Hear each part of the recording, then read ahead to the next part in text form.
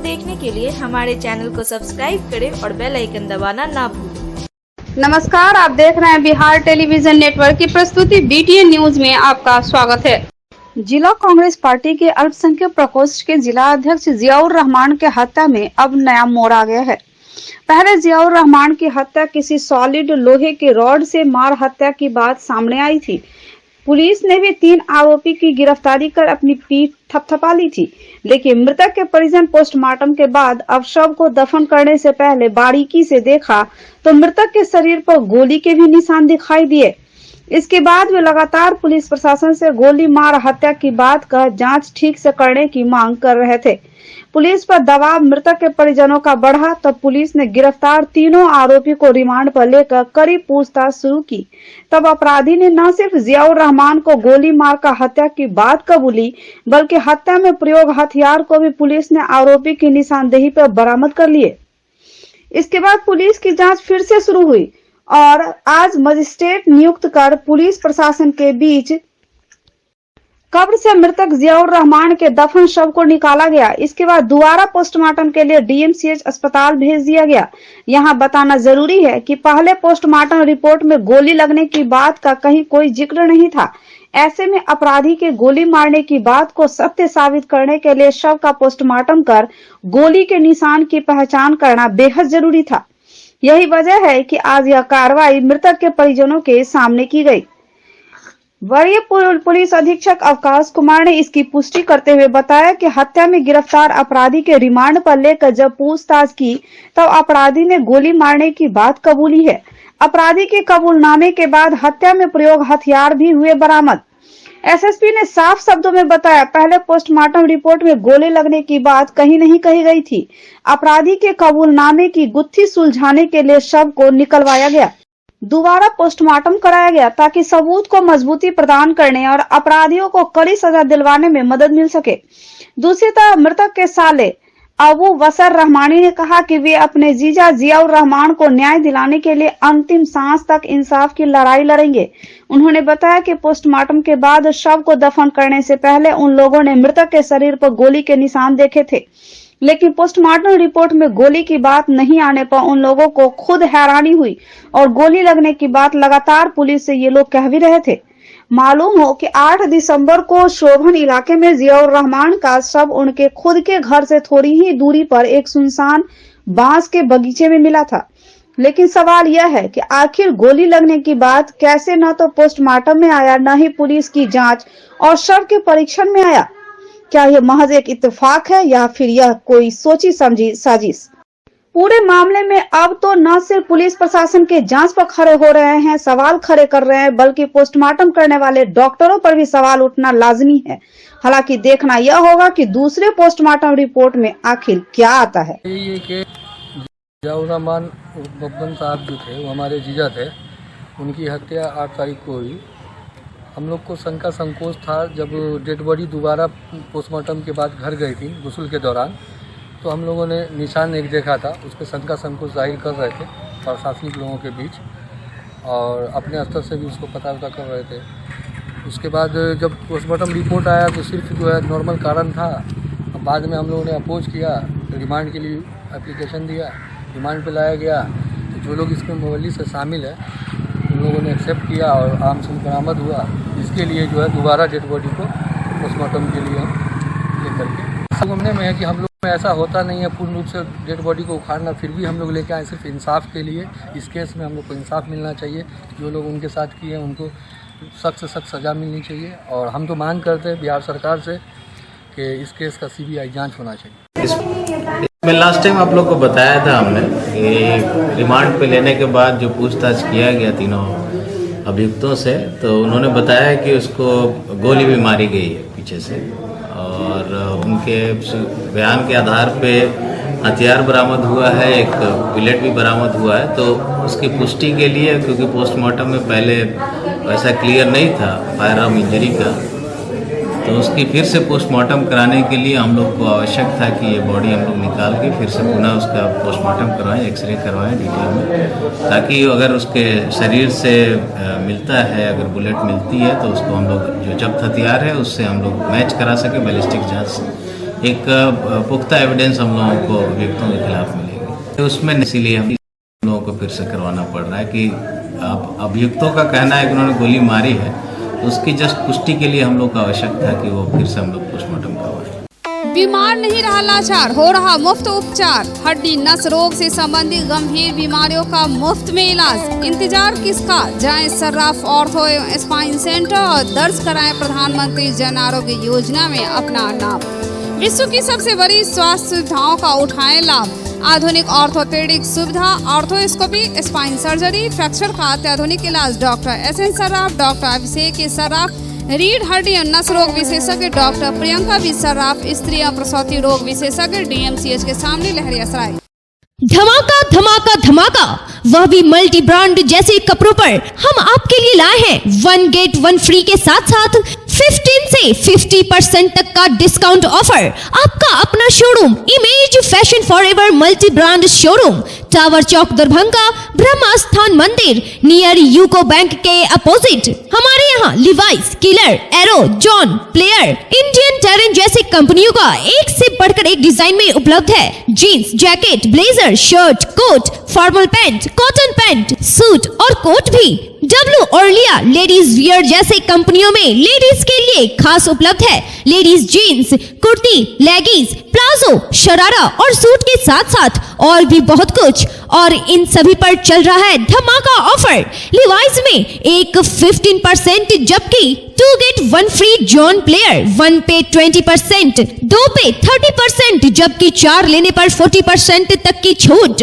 Flying machine 1 पे 30%, 2 पे 40% जबकि 3 पे 50% तक की छूट। डब्लू और लिया 1 पे 20%, 2 गेट 1 फ्री। तो देर किस बात की, जल्द आए और डिस्काउंट ऑफर का फायदा उठावे। शहर के नाका नंबर 5 स्थित फिजिक्स एक्सपर्ट के सर द्वारा संचालित आइडियल पाथ में प्रत्येक साल की तरह इस साल 2022 में छात्रों का उत्कृष्ट रिजल्ट रहा है। आइडियल पाथ में मेडिकल यानी नीट, IIT JEE, 11वीं 12वीं बोर्ड के साथ साथ जूनियर सेक्शन में CBSE के छात्रों के लिए क्लास 7वीं से 10वीं तक की पढ़ाई की व्यवस्था है। नीट 2022 में प्रीति कुमारी को 652 अंक, सुमित कुमार को 647 अंक के साथ साथ 12 छात्रों को 575 से अधिक अंक आया है। छात्र हर्ष मोहन कुमार ने IIT एडवांस में अच्छा रैंक लाकर आइडियल पास और दक्षिणांचल को गौरवान्वित किया है। अधिक जानकारी के लिए आप हमें संपर्क कर सकते हैं। हमारा मोबाइल नंबर है 8409833709 एवं 9308296082। जिला दंडाधिकारी के आदेशानुसार अनुमंडल दंडाधिकारी सदर द्वारा आदेश पत्रक निर्गत करते हुए बताया गया कि बिहार कर्मचारी चयन आयोग पटना द्वारा आयोजित तृतीय स्नातक स्तरीय संयुक्त प्रतियोगिता परीक्षा 23 दिसंबर को 2 पाली में आयोजित की गई। 24 दिसंबर शनिवार को भी यह 2 पाली में परीक्षा आयोजित की जाएगी। 24 परीक्षा केंद्र बनाए गए हैं। मुकुंदी चौधरी उच्च विद्यालय Kadrabad, CM Vidhi college, Darbhanga engineering college, Purvanchal उच्च विद्यालय राय साहेब पोखर, कर्पूरी ठाकुर राजकीय बालक उच्च विद्यालय, +2 सर्वोदय उच्च विद्यालय गंगासागर, MKP विद्यापति उच्च विद्यालय। बिहार से का एग्जाम था और अच्छा कुछ जितना भी सामान था मतलब कि एडमिट कार्ड लेके और आधार कार्ड लेके गए थे अंदर। उम्मीद है पति पत्नी और वो के कारण दरभंगा में बीच सड़क पर न सिर्फ खूब ड्रामा हुआ बल्कि पहली पत्नी ने अपने पति को बीच सड़क पर ही धुनाई शुरू कर दी और अपने पति को कॉलर पकड़कर खींचते महिला थाने लेकर पहुंच गई। घटना को जिसने भी देखा दंग रह गया। मौके पर लोगों की भीड़ जुट गई, लेकिन पति की करतूत के कारण कोई भी व्यक्ति उसे बचाने का प्रयास नहीं किया।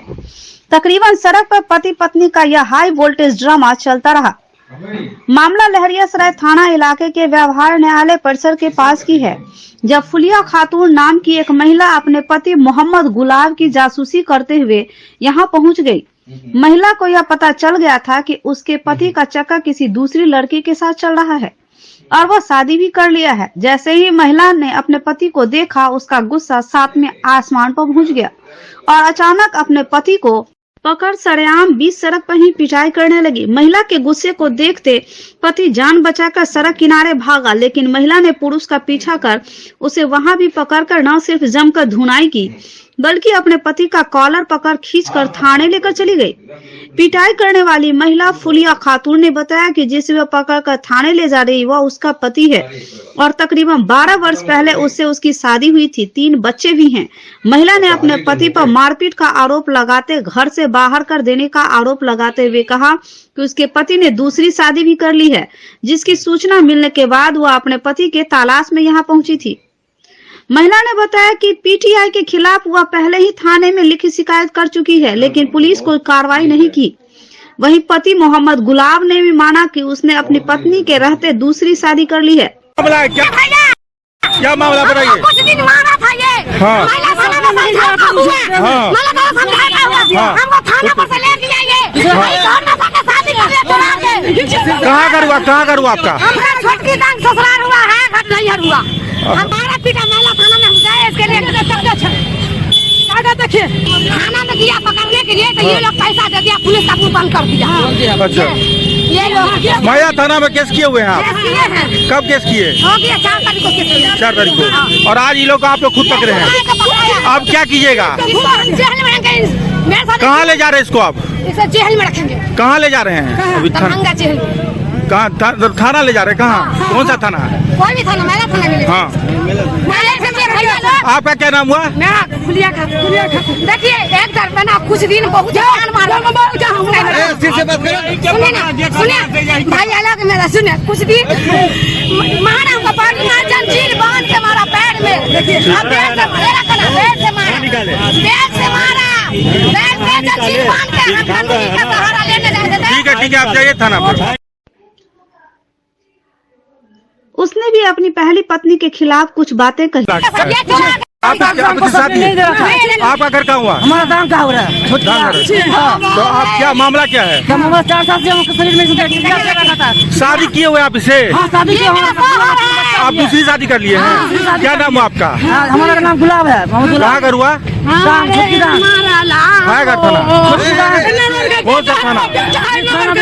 बहेरी थाना। जिला स्वास्थ्य समिति की ओर से एनीमिया मुक्त भारत अभियान कार्यक्रम के तहत एनीमिया विषय पर जिला स्तरीय दिवसीय कार्यक्रम आयोजित किया गया। इस प्रशिक्षण कार्य में लोगों को यह जानकारी दी गई, सभी प्रखंड में एनीमिया से किस प्रकार बचाव किया जा सकता है, किस तरह से एनीमिया मुक्त भारत बनाएंगे, इसका क्या उपाय है, इसका कुछ बचाव है या फिर एनीमिया के लक्षण क्या है।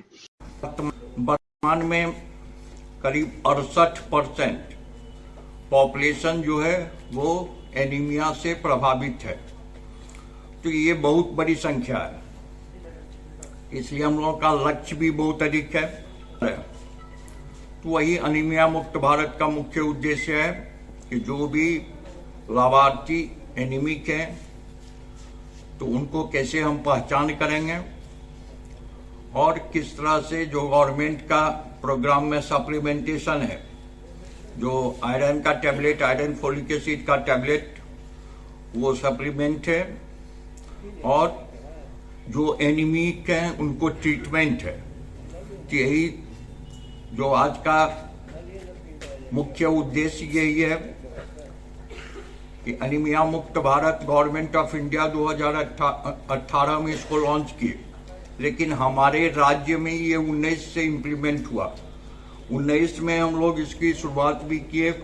बिहार के पूर्व वित्त मंत्री तथा राजद के कद्दावर नेता अब्दुल बारी सिद्दीकी के बयान पर विवाद थमने का नाम नहीं ले रहा। सामाजिक संगठनों के साथ साथ कई राजनीतिक दलों के नेता सिद्दीकी के बयान पर आपत्ति दर्ज करा रहे हैं। इसी कड़ी में AIMIM नेता नजरे आलम ने सिद्दीकी के बयान पर कड़ा ऐतराज जताते हुए कहा कि राजद नेता अब्दुल बारी सिद्दीकी मुसलमानों में डर पैदा कर अपने खिसक चुके जनाधार को वापस पाने की नाकाम कोशिश कर रहे हैं। उन्होंने कहा कि सिद्दीकी 32 साल से सत्ता की मलाई खा रहे हैं, तब उन्हें डर नहीं लगा, और आज जब उनका और उनके पार्टी का आधार वोट खिसक गया तब वो अल्पसंख्यकों में डर पैदा कर लगभग खत्म हो चुकी अपनी राजनीति चमकाने के फिराक में है। सिद्दीकी और उनके दल को गरीब मुसलमानों की भी कभी फिक्र नहीं थी। वे तो पैसे वाले हैं, वे अपने बेटा बेटी को लंदन अमेरिका में रखवा देंगे, लेकिन आम आवाम और खास गरीब मुसलमान कहां जाएंगे। कुल मिला के बिहार के मुसलमानों का वोट राजद और महागठबंधन के पाले में लाने के लिए सिद्दीकी ने बयान दिया। गौरतलब है कि राजद नेता अब्दुल बारी सिद्दीकी ने एक बयान में कहा था कि भारत में डर का माहौल होने के कारण वे अपने बेटा और बेटी को लंदन में नागरिकता ले लेने के लिए बातें कहे हैं। उनको इस पर सफाई देना चाहिए। रही बात के मुसलमानों को डराने की, तो ये डर खत्म हो गया। 14 साल से भाजपा भारत में सत्ता में है, तो कभी इनकी जबान नहीं खुली कि देश खतरा हो चुका है, देश में अमन का माहौल खत्म हो चुका है, यहाँ लोगों को कठिनाई हो रही है, मुसलमानों पे जुल्म अत्याचार हो रहा है, इस पर कभी नहीं बोले। लेकिन आज जब उनको ये लगा है कि आरजेडी जिस वोट से सत्ता में रही है, अब वो वोट इनके पास से खिसक रहा है, तो कहीं ना कहीं इनका बयान उस परिवेश में भी है कि मुसलमानों को फिर से डराया जाए और मोदी और सत्ता का भारत की राजनीति जो केंद्र से चल रही है उसका डर दिखा करके मुस्लिम वोटों को आरजेडी और महागठबंधन के पाले में लाया जाए। ये बयान मुझे लगता है उसी परिवेश में है। Delhi Public School, Delhi Public School, Mirzapur, Rajkumarganj, near Poor Home, opposite Vedic Bhavan, is here to give wings to your words and their dreams, to make them enjoy the education by providing AC rooms, smart classes, computer labs, and VIP rooms with fully AC class luxury setting for play classes. Here we offer facilities for students to excel in their career like English speaking environment, monthly test, doubt solving, revision session by our well qualified and specialized teachers. We have CCTV cameras, biometric attendance and hostel facilities. Non-teaching staffs are here to take care of both the day scholars and hostels. We assure you, your ward would not need any coaching or home tuition. A complete place to make your ward all-rounder. Admission for 2023-24 session is open. Global health care and diabetes research centre, जो बिहार में पहला अंतर्राष्ट्रीय तकनीक एवं आधुनिक सुविधाओं से lace super speciality diabetes केंद्र है, जहां एक छत के नीचे डायबिटीज से संबंधित सारी सुविधाएं मौजूद हैं, जैसे कि diabetes heart care, diabetes eye care, diabetes neuro care, diabetes foot care, diabetes pharmacy और डायबिटीज प्रयोगशाला। पता जीसस एंड मैरी स्कूल के पास, रहमगंज, दरभंगा, बिहार।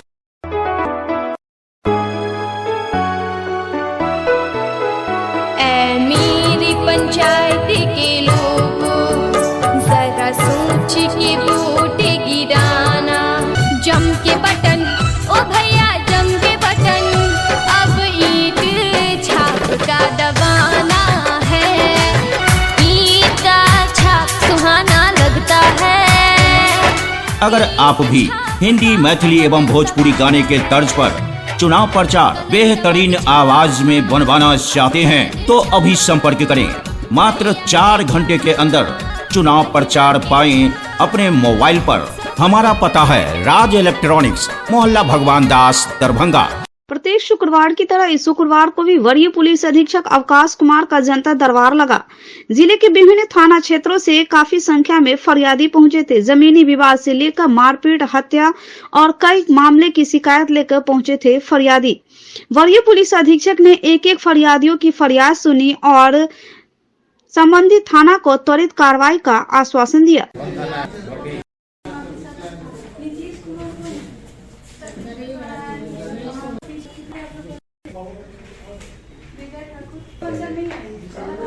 चले जाइएगा थाना में, ठीक है। हमरा दिक्कत है सर, इतना मार दिया सर का, कोनो पति को कोनो सुनवार नहीं करे छे थाना। किसको मारा है? हमरा पति का। हमरा हम हमरा से शादी केने छथिन तो कहे छथिन एकरा बाल बच्चा के नहीं रह दे, एकरा भगा। वही पर हमरा मारैत रहे न से कतौ से एलखिन गेलखिन छोड़बै ले त हमरा छोड़ के ओकरे एकदम हाथ पैर के काटि खोल देलखिन हॉस्पिटल में। हमरा पुतौह न मारै है आ कहे घर में हिस्सा दे, आ हम अपना पैसा से जगह खरीदे हैं। सास ससुर वाला जगह नहीं है, हम अपना पैसा से जगह खरीदे हैं। खाना देता नहीं है, हम अपने पकाते अपने खाते हैं। और बहन लड़ जड़ जितना परिवार है मोहल्ले में है कहता कि इसको गोड़ हाथ तोड़ दे, हिस्सा दे भी। दिक्कत मेरा ये है सर कि मेरे परिवार के भाभी है मेरा, जो कि अंतर्जातीय शादी किए हुआ है। इससे पहले भी मेरा गोतिया दिया जो है उसको मार मार के जो है इससे पहले भी मारा था, क्योंकि इसका सदर थाना कांड संख्या 596-22 है। फिर इस बार जो 18 तारीख को जो है वो जलावन लेने के लिए आई थी, तो उसमें जो है सुबोध यादव, उदगार यादव, रामदयाल यादव, रामदुलार यादव, कि वो यादव सुबोध का पुतौह मतलब गर्भ नुकसान करने के लिए दवा खा लिए हुआ है, और वो दवा खा करके बच्चा को नुकसान करके वो DMCH में आ गया है। वो हमें जो है अधिवक्ता को फंसाने का काम कर रहा है, मेरे परिवार को फंसाने का काम। प्रत्येक शुक्रवार की तरह इस शुक्रवार को भी जिला अधिकारी राजीव रोशन का जनता दरबार लगा। जमीनी विवाद लेकर शिकायत पहुंचे थे विभिन्न प्रखंडों से फरियादी। ग्राम पोस्ट महिनाम, थाना बहरा, जिला दरभंगा। एक बार सरकारी जमीन मेरे जमीन के सामने रास्ता अतिक्रमण कर लिया, दोबारा फिर अतिक्रमण खाली करवाए। सीओ साहब आए हैं, जिला पदाधिकारी। आप क्या चाह रहे हैं? हमको कपाट खोल के मारा है अभी तक कोई, और फिर दोबारा अतिक्रमण भी। जमीन के हमको जमीन दे करके सीओ साहब नहीं जमीन दखल करा, सीओ से जा करके हमको सके दिया तो नहीं है, वहाँ पर फाइनल नहीं करता है। डॉक्टर नागेंद्र झा की पुण्यतिथि मनाई गई। डॉक्टर नागेंद्र झा महिला कॉलेज में पुण्यतिथि के अवसर पर उनके तस्वीर पर माल्यार्पण कर श्रद्धा के फूल अर्पित किए गए।